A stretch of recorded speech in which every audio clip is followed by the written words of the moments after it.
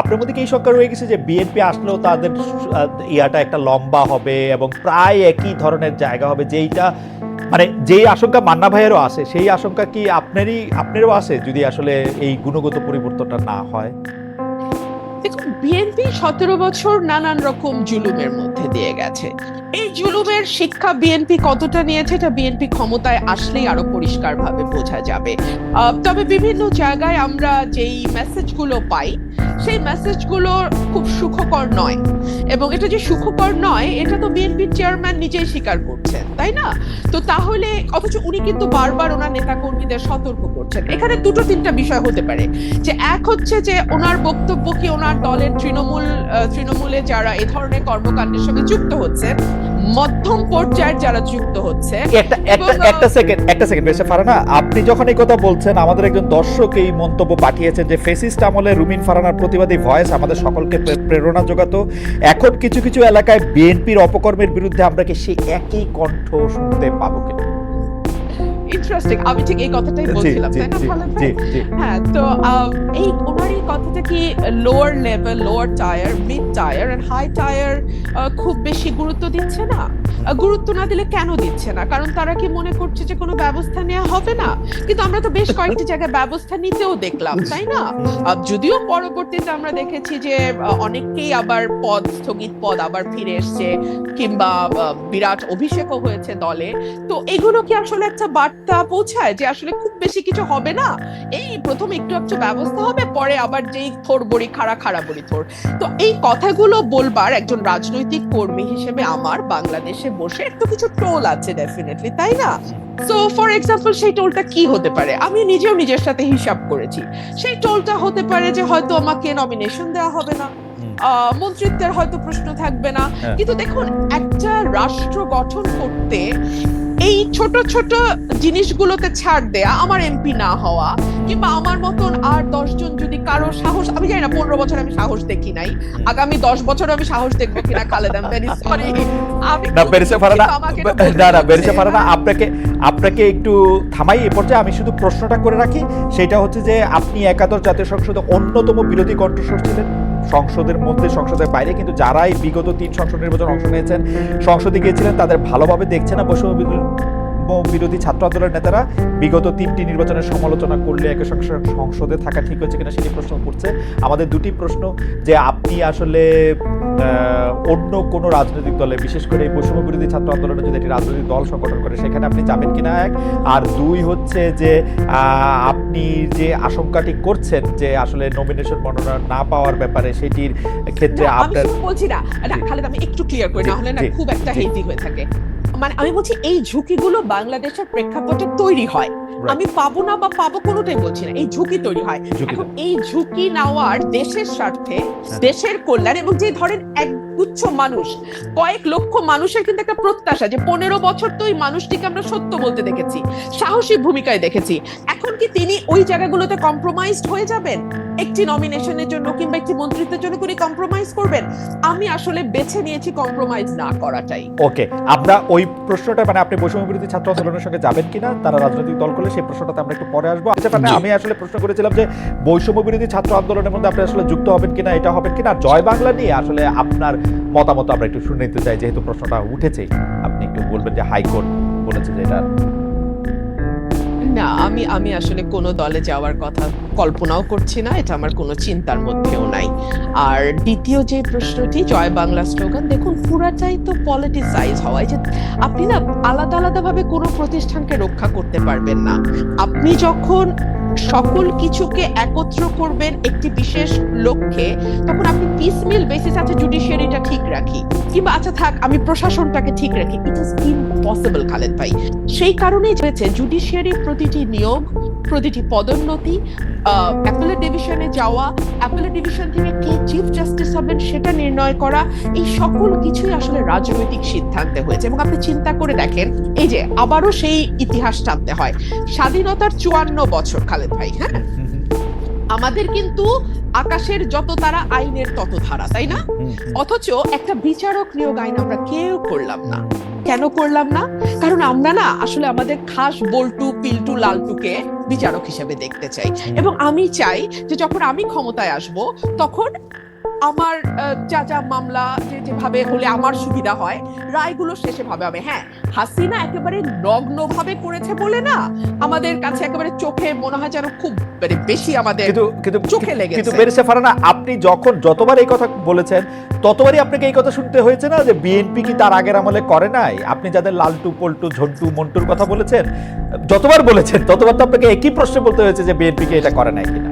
নিশ্চয়ই শুনতে হয়েছে, এবং সে কারণেই কিন্তু আমি এই পরের লাইনটা যুক্ত করলাম যে হাসিনা যত নগ্ন ভাবে করেছে, কারণ সে সময় পেয়েছে বেশি, তাকে ক্ষমতায় থাকতে হয়েছে ভোট ছাড়া, তার কাছে পাওয়ার হারানো মানে জীবন হারানোর মতো। সুতরাং তার কাছে যেটা মানে তাকে যেভাবে সকল কিছু ভীষণভাবে ব্যবহার করতে হয়েছে, অন্য গভর্নমেন্টকে ততটা সুযোগও তারা পায় নাই এবং ততটা তাদের ব্যবহারও করতে হয় না। সেই জায়গাটাতে কিছুটা ডিফারেন্স আছে, মাত্রাগত পার্থক্য, let's put it in this way, মাত্রাগত পার্থক্য। সে কারণে আমরা দেখছি যে বাংলাদেশে জাতীয় স্লোগান কি হবে এটাও হাইকোর্ট নির্ধারণ করে। একটা পলিটিক্যাল কোয়েশ্চেন, বাংলাদেশে নির্বাচন কিভাবে হবে, for God sake it's a political question Khaled ভাই, তাই না? মানে আপনি যেই দলই করেন, যেই মতই করেন, কিংবা আপনি যাই হন না কেন, আপনি যদি সুস্থ মানুষ হন আপনি যা বুঝবেন যে এটা পলিটিক্যাল কোয়েশ্চেন। কিন্তু এইটাও আমরা না হাইকোর্ট বা অ্যাপেলেট ডিভিশন থেকে এটা করাই নিব। আবার ধরেন আমাদের সংবিধানকে আমরা মোটা দাগে একটা পারিবারিক বইয়ের মতো করে ফেলবো, আমরা যা যা চাই তার সবই সংবিধানে থাকবে, এবং এমন সব অদ্ভুত প্রপোজিশন আমরা সংবিধানে দেব যে আমরা সামনে ভবিষ্যতে যত সংসদ আসবে সেই সবগুলো সংসদকে আমরা বেঁধে ফেলার চেষ্টা করব। মানে তারা কি কি আইন করতে পারবে, কি কি পারবে না, সংবিধানের কোন কোন অংশ তারা 2/3 কেন 3/4 মেজরিটি দিয়েও চেঞ্জ করতে পারবে না, এরকম অংশ আমরা সংবিধানে বলে আবার সেটা লিখে দেবো যেটা অপরিবর্তনীয়, which itself is unconstitutional, okay, which itself is unconstitutional. So এগুলোর মধ্যে দিয়ে তো বাংলাদেশ গেছে। সে কারণে আমি মনে করি খালেদ ভাই যে আমরা না একটা ঝাঁকি খেয়েছে বাংলাদেশ, মানুষ, দেশ, রাষ্ট্র, সরকার ঝাঁকি খেয়েছে। কিন্তু এই ঝাঁকিটাতেই যে আমরা একেবারে ঠিকঠাক ফিটফাট হয়ে বিলাতি কায়দার ওয়েস্টমিনিস্টার গণতন্ত্রে অভ্যস্ত হয়ে যাব, কিংবা ইভেন ঘরের পাশের ভারতের গণতন্ত্র আমরা বুঝে যাব, এটা ভুল।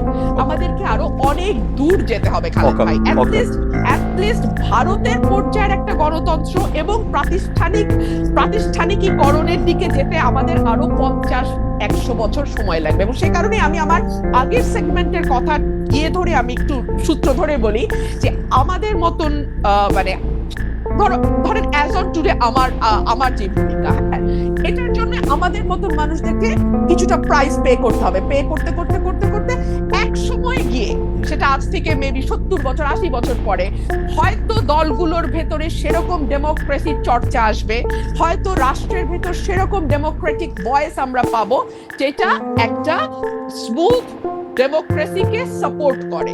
এইটুকুই আমি বলতে পারি। বেরিসা ফারহানা, তাহলে আমরা এরকম ধরে নিতে পারি যে আপনার কথা থেকে যদি আমরা একটা উপসংহার টানতে চাই যে ধরেন সবগুলি দল, বিএনপি ইনক্লুডেড, এর মধ্যে গণতন্ত্র আসতে 70-80 বছরের মতো লাগতে পারে। দেখুন, আমি it's just a speculation, it could be 50 years. আচ্ছা ঠিক আছে, আমি আচ্ছা ঠিক আছে, it all depends on the will of the people. আমার দেশের মানুষ আসলে কি চায়। ওকে, রাইট। হ্যাঁ, আমার দেশের মানুষকে সচেতন করার দায়িত্ব আমাদের। কতটুকু সচেতন করা হবে, কত সময় নিয়ে হবে, এটা তাদের উপর। আমি একটু বেরিসা ফারহানাকে যে প্রশ্নটা করতে চাই সেটা বেরিসা ফারহানাকে শুনে আমি একটু মান্না ভাইকে একই প্রশ্নের প্রেক্ষিতে শুনতে চাই যে ঘটনাটা একটু পুরনো, সেটা হচ্ছে রাষ্ট্রপতি শাহাবুদ্দিন চুপ্পু পদে টিকে গেলেন বিএনপির কারণে। আমরা এটা দেখেছি, জুলাই আন্দোলনে পালিয়ে যাওয়া আওয়ামী লীগও বিএনপির ইচ্ছা না থাকায় নিষিদ্ধ হচ্ছে না, খোদ প্রধান উপদেষ্টা মিডিয়ায় সাক্ষাৎকার দিয়ে এই কথা বলেছেন। কিন্তু আওয়ামী লীগ পালিয়ে প্রবাসী, তারা যুক্তরাজ্য জাপানে রাজনৈতিক সভা করছে, সেখানে শেখ হাসিনা অডিওতে বক্তব্য দিচ্ছেন। প্রবাসে সক্রিয় আওয়ামী লীগকে কি দেশে সুযোগ দেওয়া উচিত নাকি অনুচিত? আপনার অবস্থাটা আমি একটু শুনতে চাই, এবং একইভাবে মান্না ভাইয়ের অবস্থাটা আমি শুনতে চাই যে মানে আমরা নেতা বা জনগণের পার্সপেক্টিভটা শুনলাম, আপনাদের পার্সপেক্টিভ একটু শুনতে চাই বেরিসা ফারহানা। আমি কি আগের আলোচনা থেকে প্লিজ হ্যাঁ প্লিজ হ্যাঁ। আচ্ছা, দেখুন, বাংলাদেশের পলিটিক্যাল যে সিস্টেম, তাতে পার্লামেন্টারিয়ান কারা হবেন বা পার্লামেন্টারিয়ানদের কাজটা কি, একজন সংসদ সদস্যের কাজ কি, এটা কিন্তু দেশের মানুষ খুব পরিষ্কার না। তারা মনে করে সংসদ সদস্যের কাজ হলো ব্রিজ, কালভার্ট, রোড নির্মাণ করা, এবং এটা নির্মাণ করতে গিয়ে তাকে সরকারের একেবারে সাথের লোক হতে হবে, তাহলেই তার পক্ষে সহজ হবে এই প্রকল্পগুলো পাশ করিয়ে নিয়ে আসা। এবং যারা সংসদ সদস্য হন তারাও বিশ্বাস করেন তাদের কাজ হলো এই ব্রিজ, রোড, কালভার্ট নির্মাণ করা, এবং এই নির্মাণ থেকে 10%, 15%, 20% তাদের পকেটে নেওয়া। এটা হচ্ছে একটা মিউচুয়াল আনরিটেন এগ্রিমেন্টের মতন, হ্যাঁ, জেন্টলম্যান এগ্রিমেন্ট। কিন্তু আসলে তো একজন সংসদ সদস্যের কাজ সেটা নয়। একজন সংসদ সদস্যের কাজ পলিসি মেক করা, একজন সংসদ সদস্যের কাজ আইন প্রণয়ন করা, একজন সংসদ সদস্যের কাজ সরকারকে জবাবদিহিতার মধ্যে আনা। দেখুন, সংসদের 70 অনুচ্ছেদ সংবিধানের, আমরা যে এটা নিয়ে এত লাফালাফি করছি, আচ্ছা সংবিধানের 70 অনুচ্ছেদে অনুযায়ী আপনি দলের বিপক্ষে ভোট দিতে পারবেন না। আপনি কি 54 বছরে দলের সমালোচনা করে কোন সংসদ সদস্যকে সংসদে দাঁড়িয়ে বক্তব্য দিতে শুনেছেন? না, কিন্তু বেরিসা ফারহানা, আপনারা তো সংসদের বাইরে ছিলেন 15 বছর, আপনাদের তো 70 অনুচ্ছেদ ছিল না। আমরা কি দেখেছি আপনারা দলের সমালোচনা করে পল্টন ময়দানে বক্তৃতা দিয়েছেন? আপনি পল্টন ময়দানে তো 70 অনুচ্ছেদ নাই। আমরা পল্টন ময়দানে বক্তৃতা দেইনি, আমরা এতই মাইরের উপরে ছিলাম, আমি আমার ব্যক্তিগতটা বলতে পারি যে আমি ওই মাইরের বর্ণনা দিতে দিতে আর যাকে আনা হতো আমার সাথে, সে ওই মারকে ডিফেন্ড করতে করতে এমন একটা জায়গায় নিয়ে যাইতো যে কনস্ট্রাকটিভ আলোচনার জায়গাটাই তো ছিল না। আপনি বলেন তো, সাংবাদিক হিসেবে খালেদ মহিউদ্দিন, গত 15 বছরে, হ্যাঁ, যদি দুই দল নিয়ে এসে বসছেন, কোন কনস্ট্রাকটিভ আলোচনা সেই অর্থে গঠনমূলক আপনারা কি করতে পারছেন খালেদ ভাই? ছিল না, ওই পরিবেশ ছিল না, এটা বইলা তো লাভ নাই। তো এখনই বা কত গঠনমূলক আলোচনা হয়, এই প্রশ্নও তো আমি বলতে পারি। আমি তো তবু কিছু কথা বলি ভাই, হ্যাঁ, এর বাইরে তো আমি আর কাউকে কোনো কথা বলতে শুনি না। এই অভ্যুত্থানটা হচ্ছে এক পালের জায়গায় আরেক, বিষয়টা তো তার না রে ভাই। রাইট, মির্জা ফারহানা, আপনি যদি ওইটা একটু বলতেন যে শেখ হাসিনা যে অডিওতে বক্তব্য দিতেছেন প্রবাসী বিভিন্ন জায়গায়, ওইটা দিয়ে যদি মন্তব্য করতেন। জি হ্যাঁ, ওইটা নিয়ে আমার মন্তব্য খুব পরিষ্কার। আমরা শুরুতেই শুনলাম যে শেখ হাসিনা দেশ থেকে পালিয়ে গেছে। পালাতে দিল কারা? এক, কেন তাকে, আমি জানি সেনাবাহিনীর সাহায্য নিয়ে তিনি বিমানে করে পালিয়ে গেছেন দেশ থেকে। সেনাবাহিনী তাকে তার হেফাজতে নিতে পারতো কিনা এই প্রশ্ন আমি রাখি, কারণ তিনি তো আসলে প্রত্যক্ষ পরোক্ষ ভাবে 2000 হত্যাকাণ্ড, 25,000 মানে কি বলে অ্যাসল্ট, এবং প্রায় 1,500 মানুষের চোখ হারানোর সঙ্গে সম্পৃক্ত, তাই না? দুর্নীতি সরিয়ে রাখি। 2 হলো 800 সামথিং এর একটা তালিকা নাকি ছিল সেনাবাহিনীর কাছে যারা তাদের হেফাজতে ছিল। সেই তালিকায় কাদের নাম ছিল এখন পর্যন্ত আমরা জানি না। তারা দেশ থেকে পালালো কি করে বা আদৌ পালিয়েছে কিনা তাও আমরা জানি না। আচ্ছা, আমরা অল্প কিছু লোককে বিচারের আওতায় আনতে দেখলাম, এবং ফর এক্সাম্পল সালমান এফ রহমানের বিরুদ্ধে খুনের মামলা। আরে যার বিরুদ্ধে আপনি শেয়ার কেলেঙ্কারি নিয়ে কিংবা ব্যাংক লোপাট নিয়ে বা এস আলমের বিরুদ্ধে ব্যাংক খাওয়া নিয়ে মামলা করতে পারেন, তাদের বিরুদ্ধে আপনি 302-তে গেলেন। মানে যার যেদিকে যাওয়ার কথা না তারটা সেদিকে গেলেন। এতে হয় কি, মামলার মেরিট কমে যায়, জনগণের বিশ্বাস কমে যায়, এবং last but not the least, মানুষ মনে করে ও ওরা তো এখন পাওয়ারে নাই, এখন সব ওদের বিরুদ্ধে ঢালাও মামলা হবে। আবার যখন ওরা পাওয়ারে আসবে তখন এগুলো সব ঢালাও মামলা হিসেবে বাতিল হয়ে যাবে। এবং কালচারের মধ্যে আমরা চলতেছি। এবং এখন তো ন্যারেটিভ আরো পাল্টে গেছে যে শেখ হাসিনা আসলে বিদেশে পালায় যান নাই, জানো নাই, তাকে জোর করে তাকে একটি বিমানে উঠিয়ে দেওয়া হয়েছে এবং সেখান থেকে জোর করে তাকে মানে বাইর করে দেওয়া হয়েছে, যেটা আসলে প্র্যাকটিক্যালি ইম্পসিবল। শেখ হাসিনা প্রধানমন্ত্রী থাকা অবস্থায় তিনি যদি চাইতেন তার গায়ে স্পর্শ করার আগে এসএসএফ এর অনেক জায়গাগুলি পার হয়ে অনেকগুলিটা হইতে তিনি পালায় গেছেন, সেইটাই ঠিক। বাট নেরেটিভ এখন পাল্টানো হয়েছে। আমরা একটু মান্নাবের কাছে একটু জানতে চাইবো। আমাদের একজন দর্শক এইবার আমাকে প্রশ্ন করেছেন, এবার আমাকে এখন প্রতিষ্ঠানগুলো কি করেছে। আমি এটা জয় বলতে চাই, কোনো কিছু ধ্বংস করতে আসলে যত সহজে সম্ভব সেগুলিকে গড়ে তোলা বা সেগুলিকে শুশ্রূষা করা আসলে সম্ভব না। আপনি একজন কুস্তিগির বা একজন মুষ্টিযুদ্ধকে মেরে আধমরা বা কোমায় নিয়ে যাওয়ার পরের দিন একদিনেই তিনি আবার সুস্থ হয়ে ফাইট করতে থাকবেন, ব্যাপারটা এরকম কখনোই হয় না। প্রতিষ্ঠানগুলি এখন কি করছে সেটা ক্ষেত্রে হচ্ছে আমার জবাব।